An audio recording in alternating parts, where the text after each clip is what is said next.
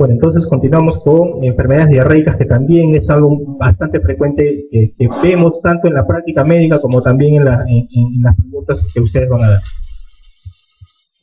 Definición de diarrea aguda infecciosa.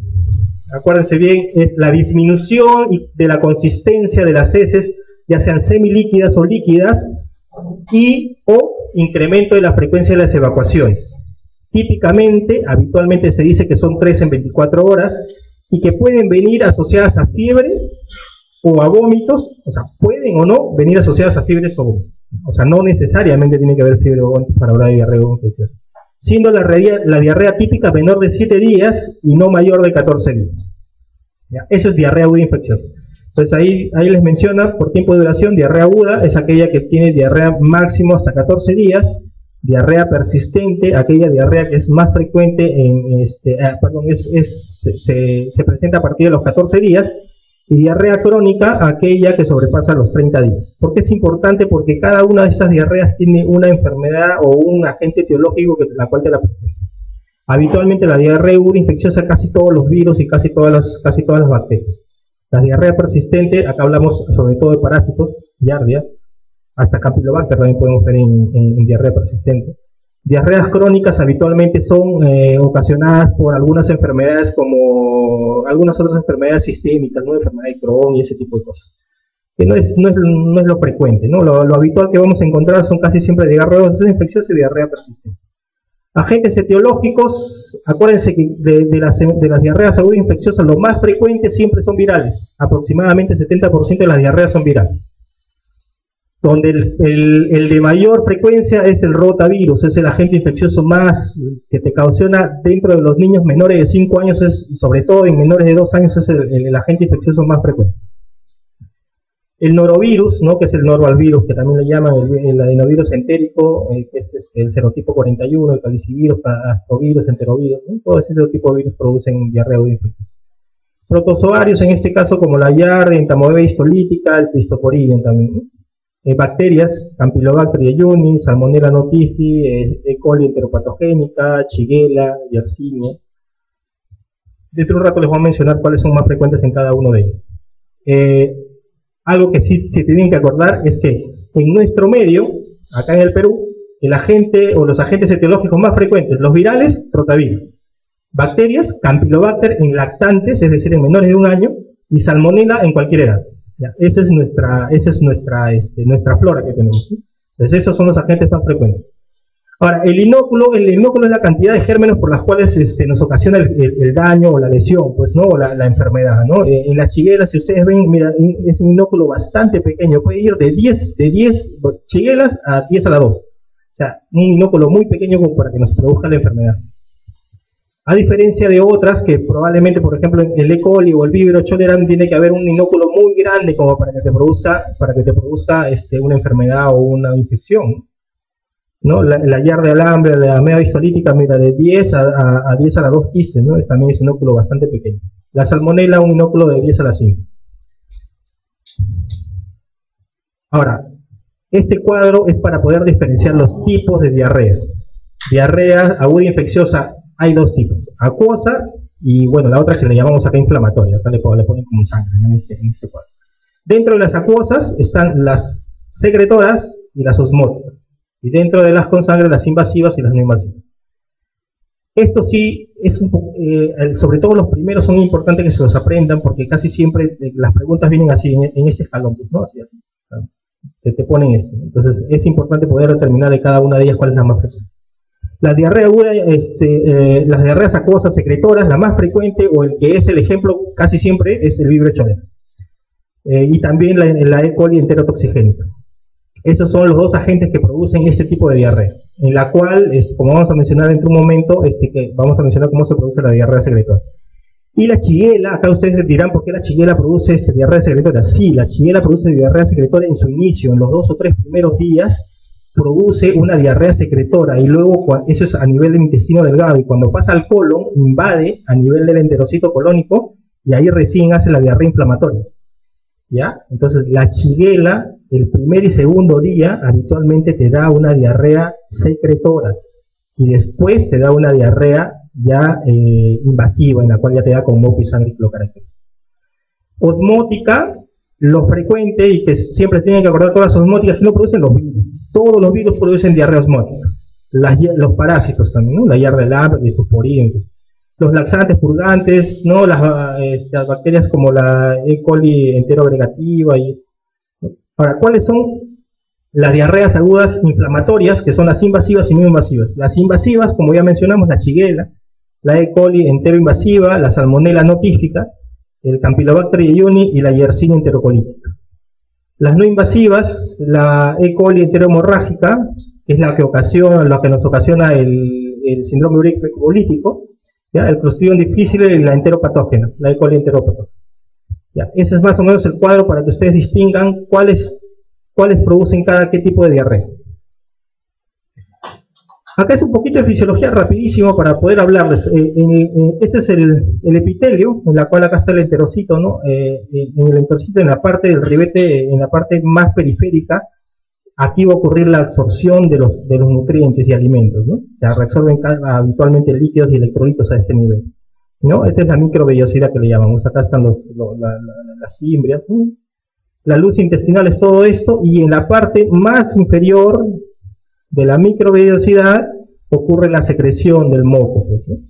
Entonces, cuando hablamos nosotros de una diarrea secretora, es aquella en la cual, acá lo vamos a tener, diarrea secretora es el resultado del movimiento neto de agua y electrolitos desde la mucosa intestinal hasta el lumen, ¿no? O sea, lo que va a ocurrir es una alteración, que puede ser, por ejemplo, lo que hablamos, el virus Cholet, va a haber una alteración en este caso a nivel de la anilciclasa, ¿no? Y por lo tanto va a alterar el equilibrio y va a producir el agua y electrolitos a nivel de la luz intestinal.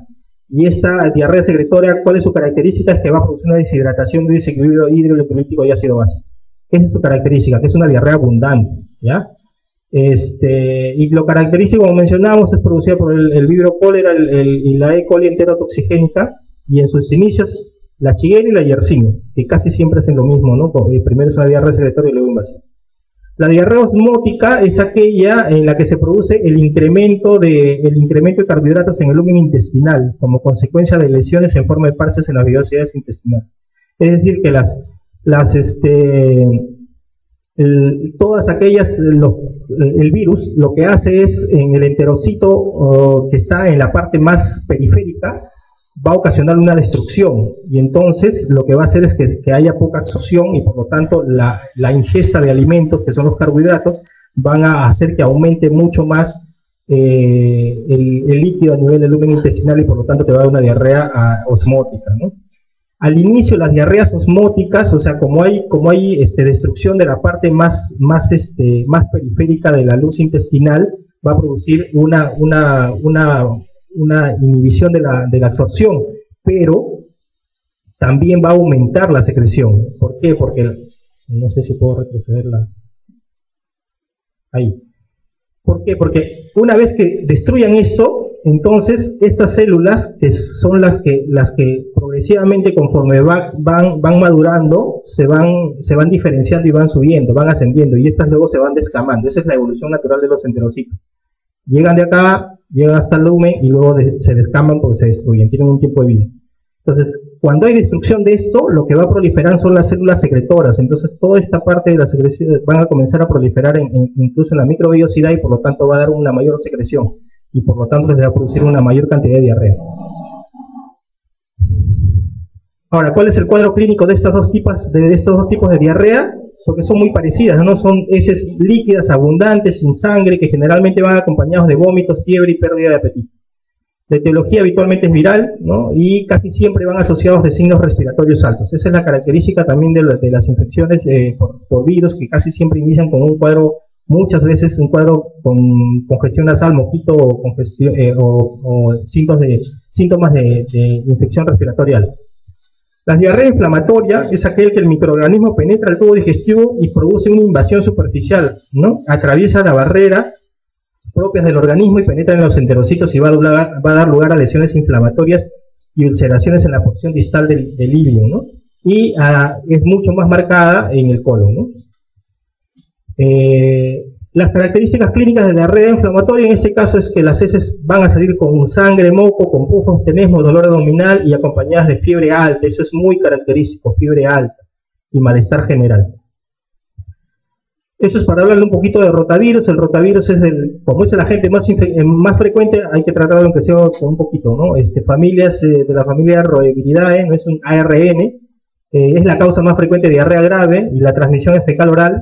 ¿Ya? El virus que ocasiona más frecuentemente infecciones intrahospitalarias, es decir, aquel nene que entra, por ejemplo, por una neumonía y hace diarrea en el transcurso, el agente infeccioso más frecuente es el rotavirus. O sea, el niño se infectó de rotavirus en el hospital, ¿no? Es el agente infeccioso viral más frecuente que produce diarrea.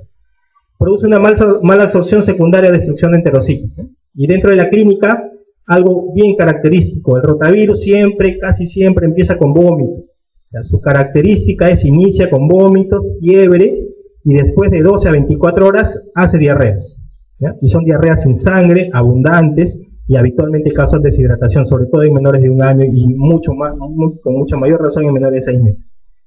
En algunas ocasiones viene con signos respiratorios, es decir, la mamá te manifiesta que ha estado con congestión nasal y moquito. El diagnóstico por medio de aglutinación de látex y por medio de ELISA, ¿no? Son los métodos por los cuales se diagnostica a nivel de las heces. Y esto es más o menos el esquema, cómo viene el rotavirus, viene a la célula, al enterocito, como es un virus ARN, llega al ribosoma y se comienza a multiplicar, pues, ¿no? Y comienza a multiplicarse hasta que destruye, llega a destruir la célula, ¿no? Y luego sale a la luz y vuelve a entrar a otro y así, destruye todo el epitelio. Pero no produce sangrado, ¿ya? En algunas ocasiones hay rotavirus que sí pueden, incluso sale positivo la reacción inflamatoria, pero es muy infrecuente eso. Casi siempre cuando te sale reacción inflamatoria rotavirus positivo, habría que pensar en todo caso probablemente en que puede haber una sobreagresión bacteriana, probablemente. En cuanto a la intoxicación alimentaria, los gérmenes, habitualmente las bacterias casi siempre producen algunas sustancias que van a producir determinados tipos de acciones en el organismo. Es por eso que van a emitir enterotoxinas, neurotoxinas y citotoxinas. Cada una de ellas tiene una acción, o de estas toxinas tiene una acción en el organismo. Las enterotoxinas no van a hacer que se destruyan las células del organismo, van a ocasionar una diarrea acuosa. No hay productos patológicos en las heces, es decir, no va a haber reacción inflamatoria, ¿no? Y lo característico, ¿quién emite este tipo de enterotoxinas?